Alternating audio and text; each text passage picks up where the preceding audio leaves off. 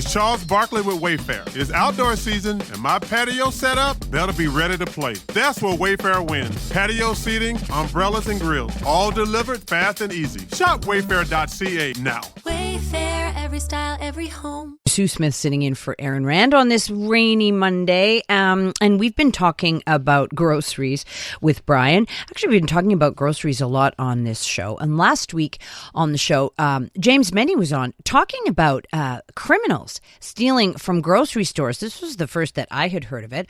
But I told a story where I had been to a Metro. And it was kind of after hours. I was in St. Eustache, and I had come after the show. So I was probably 7, maybe 7:30. And I wanted to get a tomahawk because Brian had told me that they were on special.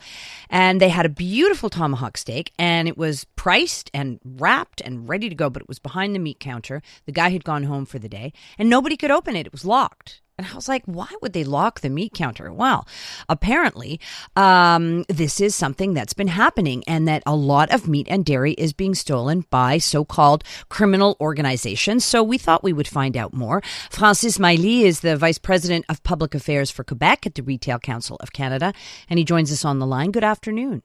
Good afternoon. So how big a problem is this? What are your members seeing? Actually, meat or dairy theft is not something necessarily new. It's been a few years now that it's increasing. But I'd say meat, dairy is just the tip of the iceberg.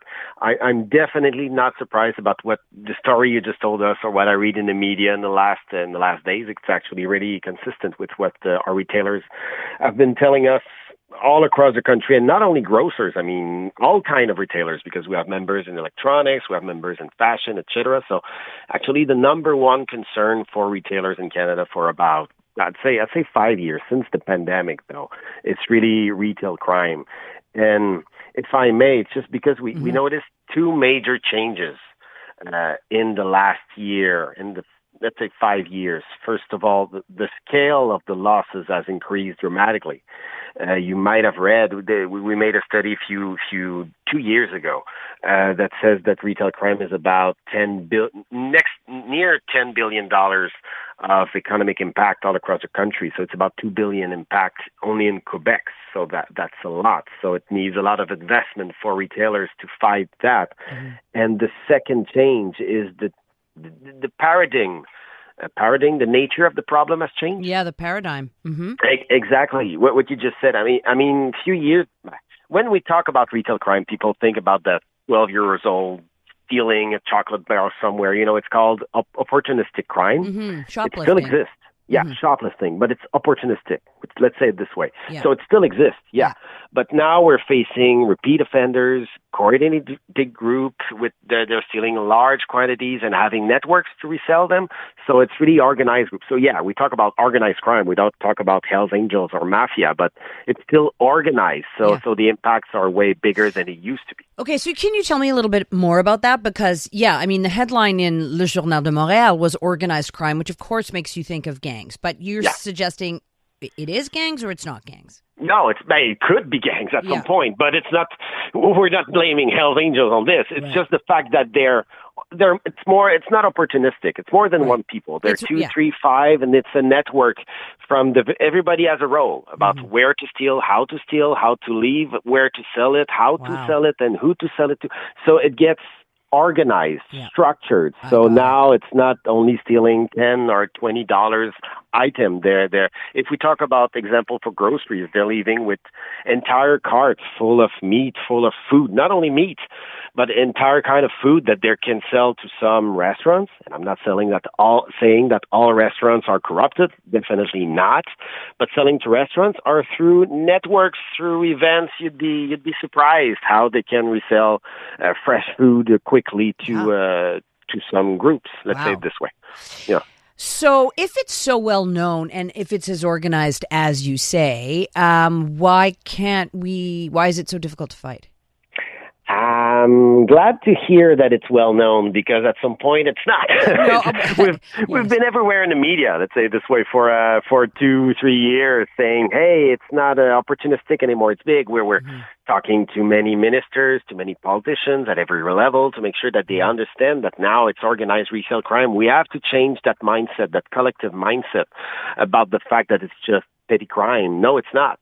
It's the school of crime for some of them, and the impact are not what they used to be. So that's the first thing we're fighting for in Quebec or in Montreal, is to have at least a recognition, to have the police, to have the resources to fight it properly, and not saying, oh, we don't have time, we don't have resources, and we don't blame them.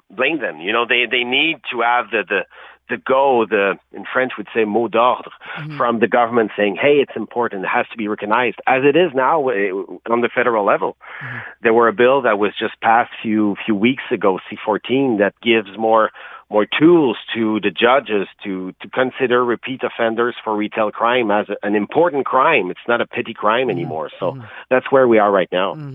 Okay, so changing the mindset is one thing. So what are you saying about the police in Quebec then? It sounds like they still have a long way to go. Actually, we collaborate with them a lot. We organize many blitzes all across Quebec. So when we talk one-on-one to them, they're aware about the issue. It's just about, are they able to have the resources to fight the issue? That's the main question. But 4 times a year, we organize blitzes. It's like a specific place, a specific time, and a specific resources from the police to hit. So now when retailers call at that time, during that period, that blitz, a police officer will come right away and make sure that there's a follow-up, because right now when they're calling, they see something suspicious.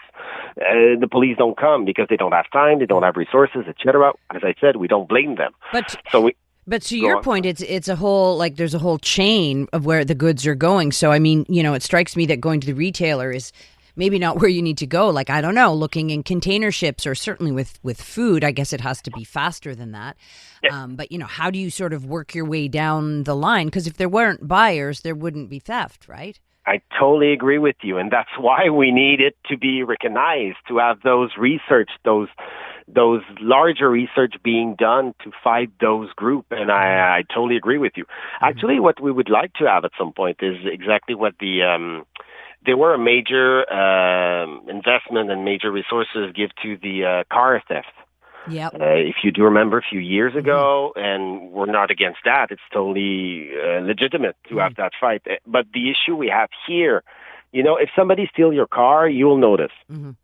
If there is a 10 billion loss in retail in general all across Canada, you will not notice. You will notice because the price will increase at some point, but you won't notice in your daily life. So we have to make sure that the government understand the fact that even if the issue is diffuse in the society, it's important because the impacts are way bigger than they used to be. I'm curious if retailers are taking things into their own hands. I mean, I know I've seen for small businesses, you know, posters outside saying you know, they have cameras and they post the pictures and that kind of thing. And I've noticed that small retailers are much more careful about, you know, bringing your bags in and that kind of thing. But what have you seen retailers do to try to counteract this? They're doing a lot of training. They invest a lot in technologies. But even here in Quebec, it's a bit more difficult to use some kind of specific technologies to recognize those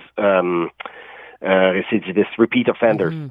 It's complicated, but it's true. It's a priority. They have to invest. They have to go on. They have to be proactive because now I know that for some retailers in some specific area, they can lose about 20% of their, not the profits, but of their chiffre d'affaires. I'm sorry for this, but their business, 20% of their business numbers. I don't know, chiffre d'affaires. I don't know that expression. Sorry. But the amount they're selling, 20% of whatever they're selling, they're losing 20% of it. Of their, right. I see. Their profit. Their profit, let's say it this way.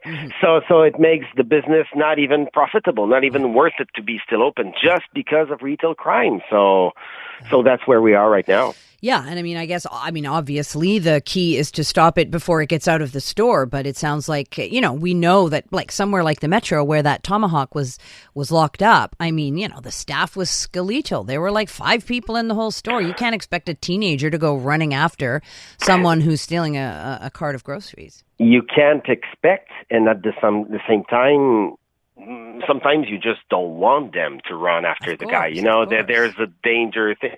So that's why they invest as well in security guards.